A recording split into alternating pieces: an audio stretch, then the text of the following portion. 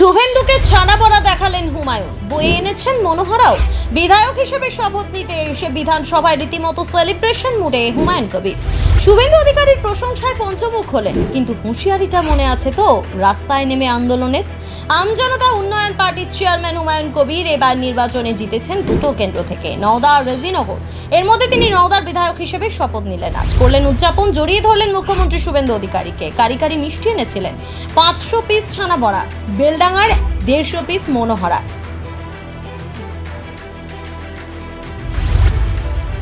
একেই বলে জোড়া আসন থেকে ভোটে জেতার আনন্দ। তবে সেই মুর্শিদাবাদ থেকে মিষ্টি এনেছিলেন মূলত মুখ্যমন্ত্রী শুভেন্দু অধিকারীকে দেবেন বলেই। সঙ্গে তো ছিলই শুভেচ্ছা বার্তা।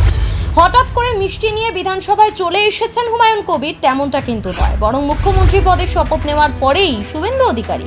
আগামী কয়েকদিন প্রচন্ড ব্যস্ত থাকায় হুমায়ুন 14 এবং 15 তারিখ তিনি যখন রেজিনগর বিধানসভা কেন্দ্রের বিধায়ক পদ থেকে পদত্যাগ করবেন এবং নওদা বিধানসভার বিধায়ক হিসেবেই শপথ নেবেন, সেই দিন বিধানসভায় এসে রাজ্যের মুখ্যমন্ত্রীর হাতে মুর্শিদাবাদ জেলার ওই দুই বিখ্যাত মিষ্টি তুলে দেবেন বলে আগেই জানিয়েছিলেন।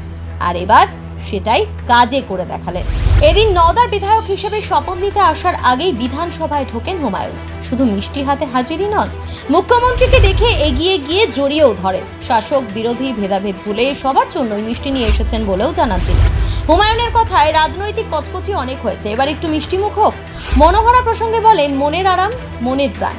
সঙ্গে জুড়ে দেন, শাসক বিরোধী সবার জন্যই নিয়ে এসেছি। মনোহরা আরো নিয়ে আসতে পারতাম, কিন্তু শেষ হয়ে গিয়েছিল, তাই মাত্র 150 পিস আনতে পেরেছি।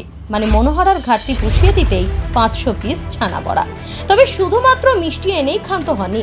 এদিন নতুন সরকার নিয়েও ইতিবাচক বার্তা দেন হুমায়ুন। বলেন, তিনি চান বিজেপি সরকার ভালোভাবে কাজ করুক এবং মানুষের যেন কোনো অসুবিধা না হয়।